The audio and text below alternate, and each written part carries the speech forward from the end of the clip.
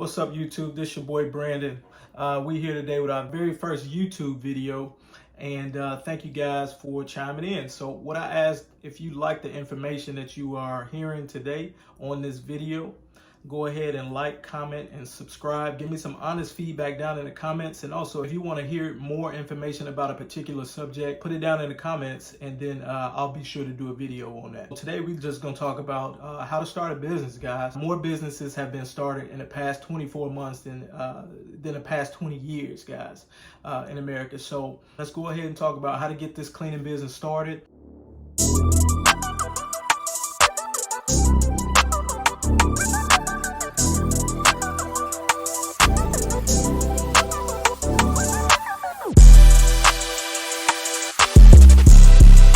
First two steps that we'll talk about are two of the most important steps to start any business, guys. And the first step is to write it down.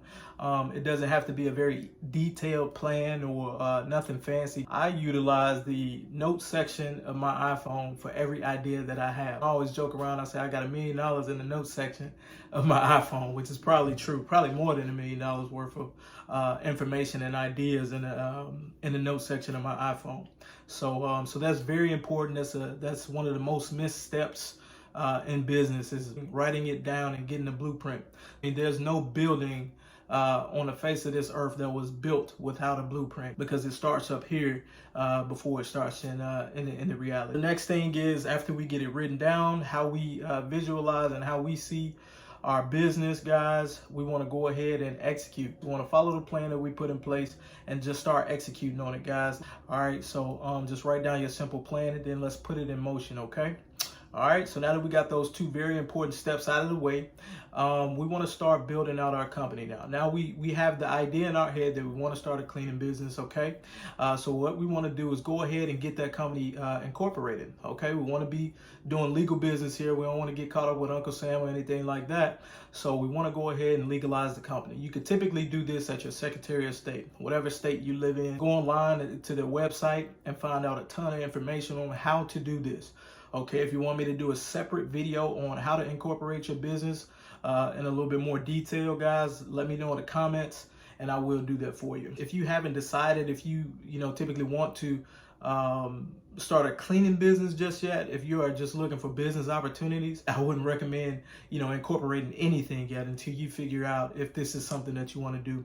Honestly, I would go and test clean like either some friend or family members' homes, or maybe your doctor's office. Ask them if you could clean their office one time or something like that, just to see if this is something that you actually would like to do. Because the truth is, even if you hire a staff to clean the buildings, it's going to be some stuff that happens. They may not show up. They may call in sick. And guess who got to pick up that slack if you don't have a supervisor in place? You do. All right. So if you hate cleaning, you know what I mean? If that's something that you just do not like to do, then you're in for a rude awakening, because there will be times when you have to get out there and get your hands dirty.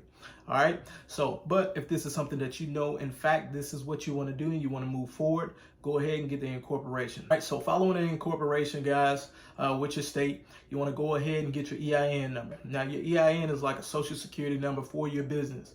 Okay, so that's a very important step. Following your EIN, you want to go ahead and get your DUNS number. This is how you start building your business credit, and also becoming a vendor. You'll be able to become a vendor, at state registries or local registries. You'd be able to become a vendor with these entities. And also, if you're looking for business credit and purchasing supplies or equipment or something like that, they want to see your DUNS number. And what the DUNS number is the Duns and Bradstreet number. Okay.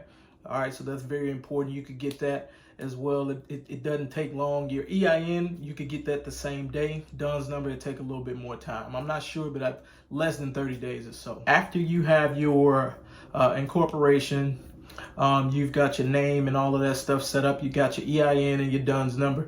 You want to go ahead and start building out your brand, building out the brand for your company, guys. All right. So what does your company look like? What will your company represent? What sets you apart from the competition?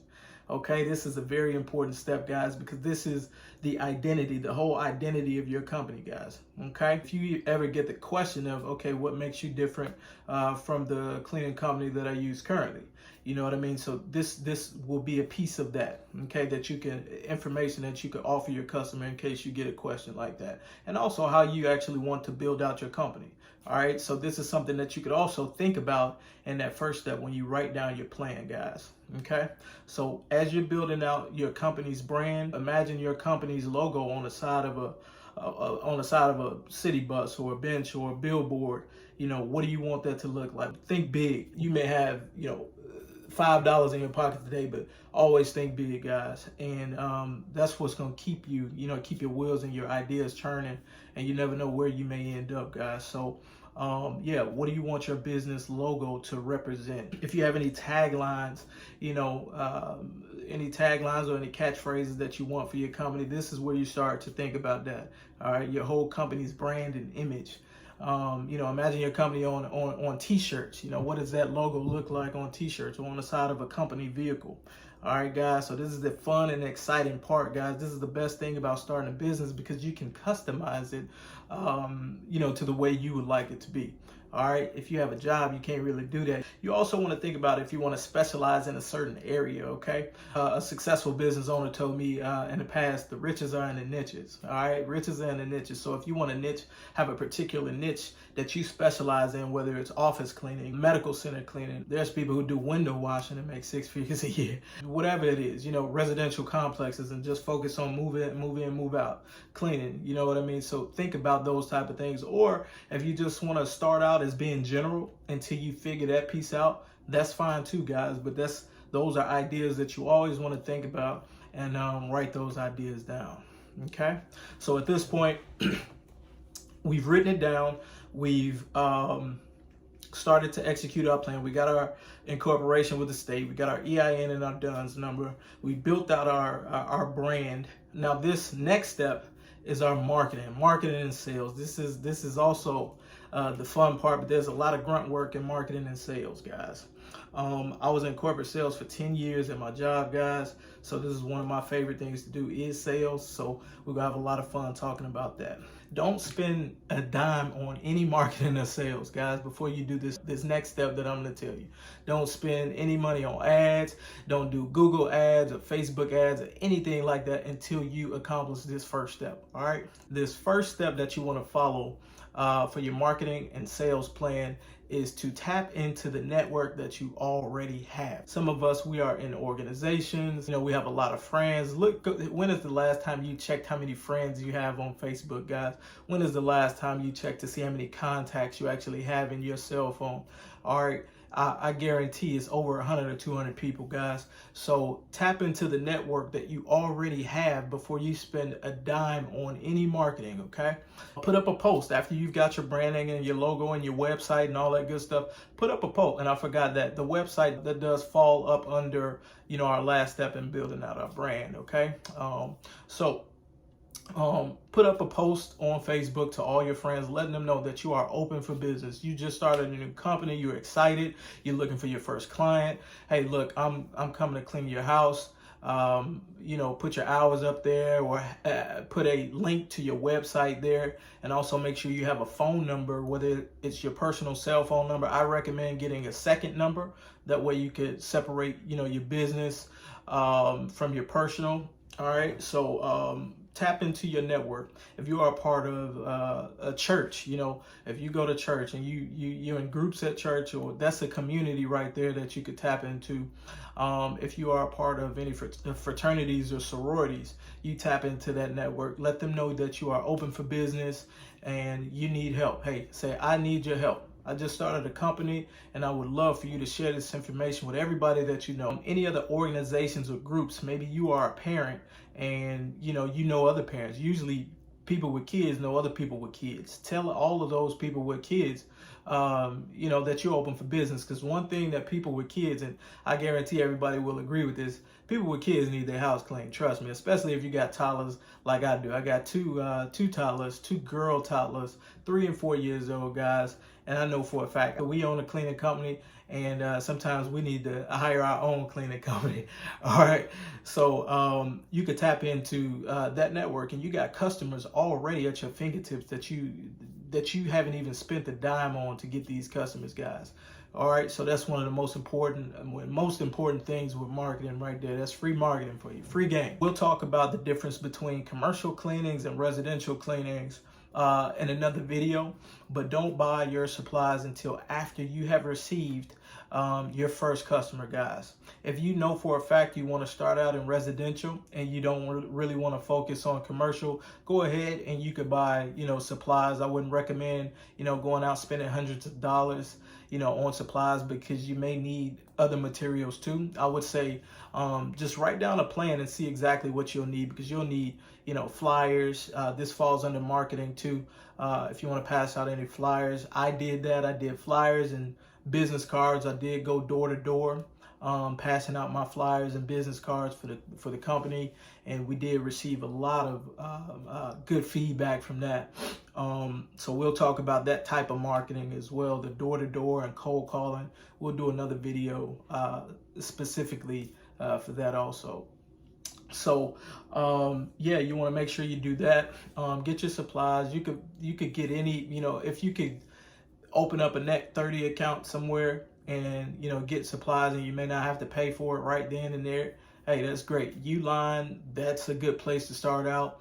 And you'll need your DUNS number and all that, and your EIN for that. So that's where the importance of having those two things come in handy. They'll give you a credit, and you could actually get supplies shipped to you quickly without paying them a dime up front. Okay, now there is an approval process to be able to do that, but I recommend everybody check that out, guys. Insurance. This is very important because business insurance is something that you always want to have. However, I will say from the hundreds and hundreds of residential clients that we've cleaned for, I will say and be honest that we did not have business insurance for that entire time. Out of the hundreds, maybe one asked us if we were insured for the residential clients. Okay, it's a big difference between cleaning a residential than cleaning an office where you've got millions of dollars of equipment and assets at your fingertips that you may break or something like that. But residential customers, nobody's gonna take you to court over a flower pot that you knocked over or something like that, guys. So if you are on a tight budget, I would recommend really analyzing and thinking about if you need the business insurance or not. Okay, and if you are doing strictly commercial, I recommend having that day one. Okay, call around and do some estimates. That's what I do. I call around. I do research for like a week before I actually make a decision on something, guys. So yeah, after you get those things in place, man, you are open for business, guys, and you get I guarantee if you follow that plan with tapping into your network, you will have your first customer by tapping into your network. Now, if you got bad credibility and people, you rub people the wrong way, then I can't guarantee that. But if you have good credibility with your network and people know you mean business, and they're willing to help you, I guarantee you'll find your first customer by tapping into your personal network. Okay, guys, if you like this video, if you learned something, if I gave you any type of tips or clues that you could benefit from, go ahead and like, comment, and please subscribe to this video, because we're coming with more content, and let's get it.